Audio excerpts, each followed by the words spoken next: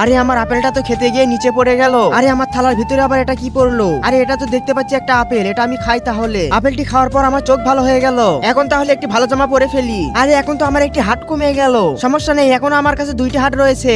আরে ওই অন্ধ ব্যক্তিটি পানিতে পড়ে যাচ্ছে, তাকে গিয়ে বাঁচাতে হবে। তুমি কি আমার চোখগুলো ভালো করে দিতে পারবে? তাহলে আমি সবকিছু দেখতে পারবো। হ্যাঁ অবশ্যই, তুমি একটু দাঁড়াও, আমি তোমার চোখ ভালো করে দিচ্ছি। আরে আমার আরো একটি হাত কমে গেল। মেয়েটা তো আসলে অনেক ভালো, এবারে ওর শেষ পরীক্ষা।